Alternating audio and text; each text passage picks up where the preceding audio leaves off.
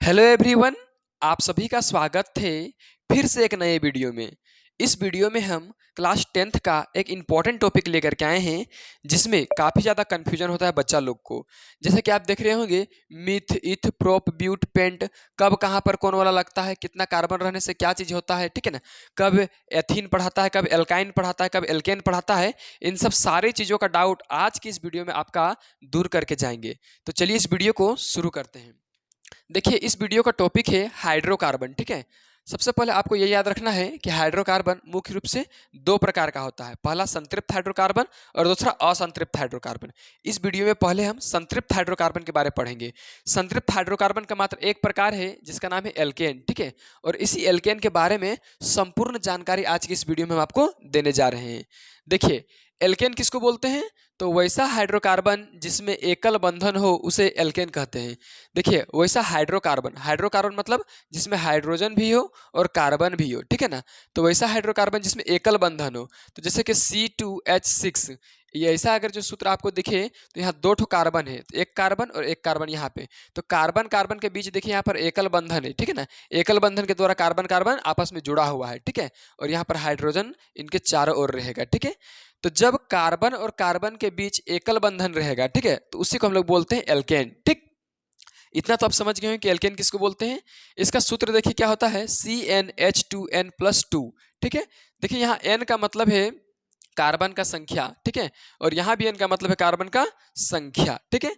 अब देखिए ये सब चीज आप देखकर काफी ज्यादा कंफ्यूज हो जाते होंगे कि कब यहाँ पर मीथ होगा, कब इथ होगा, कब प्रोप होगा, कब प्रोप से प्रोपेन बनता है, कब प्रोपीन बनता है, कब प्रोपाइन बनता है, ठीक है।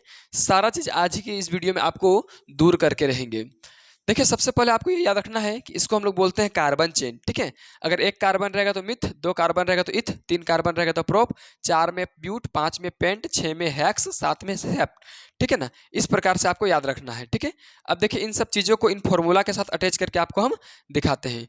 देखिए अगर एक कार्बन है तो इस फॉर्मूला को लेते हैं। एक कार्बन मतलब कि C, और N का मतलब है कार्बनों की संख्या मतलब N, और H2, और यहाँ पर भी N का मतलब है कार्बनों की संख्या, तो 2 × 1 + 2। अब देखिए ये जो है C1 के जगह में कुछ नहीं लिखेंगे, H, और ये 2 × 2, ठीक है ना, और ये +2, तो 2 दूनी कितना लिख देते हैं हम सीधा 4, ठीक है ना। अब देखिए मिथ से बन गया CH4, और इसका जो नाम होगा वो होगा मीथेन। क्या होगा?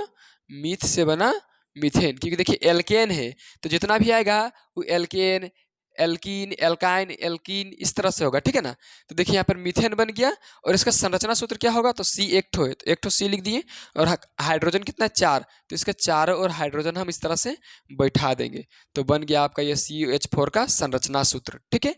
अब देखिए इसी प्रकार C2 लेते हैं, ठीक है ना। यहाँ पर C2, ठीक है, तो 2 लिखेंगे और H, अब 2 लिखेंगे और गुना में N की जगह हम क्या लिखेंगे, तो N की जगह हम लिखेंगे 2, क्योंकि 2 लिए है कार्बन की संख्या, और प्लस फिर से 2, ठीक है ना। तो C तो 2 लिख दिए, अब H 2 दूनी 4 और 2 6, तो H कितना हो गया 6, ठीक है।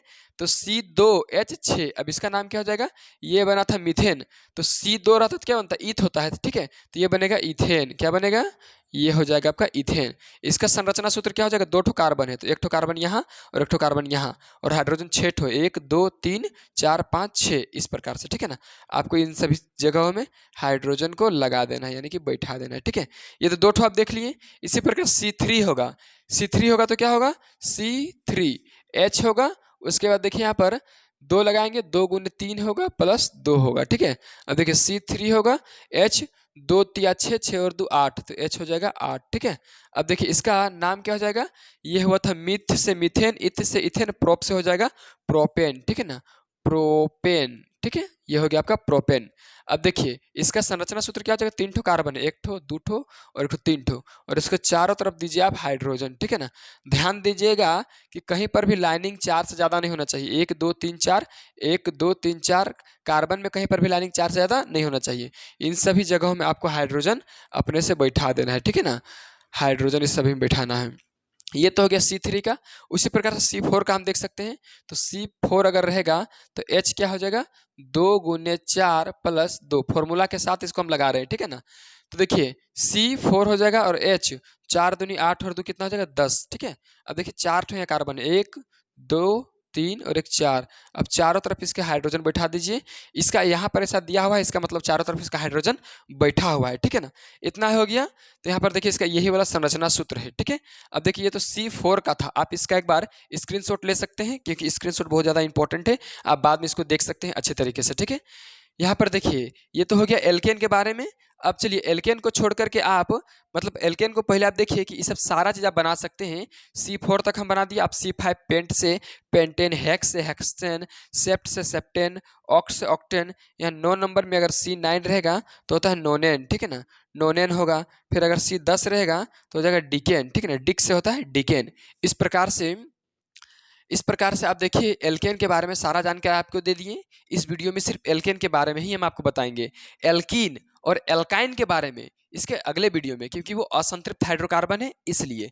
चलिए इस वीडियो का कंटेंट आपको अच्छा लगा है तो जल्दी से वीडियो को लाइक कीजिए, वीडियो को शेयर कीजिए और चैनल को सब्सक्राइब कीजिए, क्योंकि इसी प्रकार का वीडियो जल्द से जल्द आप लोगों के लिए आता रहेगा।